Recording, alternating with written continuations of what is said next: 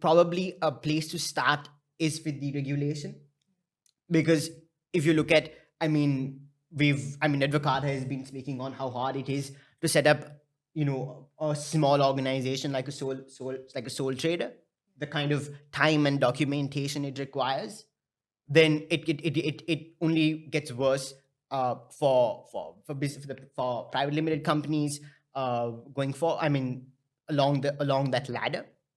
So reforming that process, and then there are lots of issues and regulations when it comes to investment, when it comes to transfer of capital flows, uh, approvals, even in the export sector. So I think we've spoken about these, and there are lots of policy outputs written over time. I think now what we need again is that implementation mindset and getting these reforms implemented.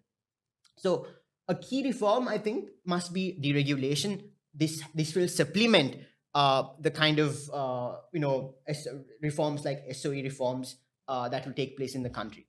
I think a third key important element is really, if we want to achieve growth, is again, this is part of a liberalization process where we will try to look at things like skilled immigration, and having a more open mindset when it comes to our nation's immigration policy, and then which should also be supplemented by an open investment policy, where it will be very easy for investors to come and invest. And then, we mustn't forget, the port city exists now. I think regardless of debates we have, we should utilize it and get in the kind of investments and get the project going. So I think there has to be a wholesome and a coordinated effort with these reforms. So a second key important thing with reforms is that interdepartmental coordination, and I think this has to come at a governmental level. I think I must also emphasize another key important reform that we've probably not discussed or been ignoring, is our relationship with India, and the kind of market, the 1.23 billion market that we have been ignoring for the longest time. So I think expanding and developing our economic relationship with India is going to be important, especially because from a very business perspective, it'll also help our entrepreneurs, our businesses, to enter and get access to a 1.3 billion market, and this is going to be a key driver. So I think there are a wholesome set of reforms that is before us. So we have this wish list, and I think right now what we need is to prioritize that. Understand that with macroeconomic stabilization, you need a network coordinated action plan for the implementation of these reforms. I think this has to be the kind of precondition for 2023.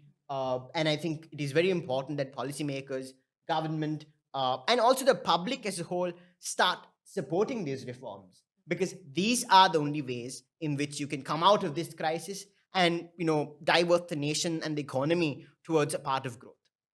Of course, Vimanga. Like you said, we've been having this wish list of reforms that we've been constantly talking about, mentioning, and also Advocata has been producing a lot of work around these areas. We've been talking about a set of reforms, and also we've been talking about the interests that we have as a regional member. So I think it's time that we use all these connections, all these opportunities, and like I said, a crisis should not go into waste. It should be utilized, and the reforms should be made in order to make the future of this country prosperous, and hand over a blissful country to the next generations. So it is important that in 2023 we all resolve, and our one and only resolution for our country and our economy should be that we should support the reforms, and we should make sure that it's done. And I think the Reset Now podcast was a reason for having this podcast on the dawn of this year, is to give you hope and positivity about the reform process that we need to carry on in this year, in the next 12 months, and bring our country to a point that bring our country to the path of economic prosperity.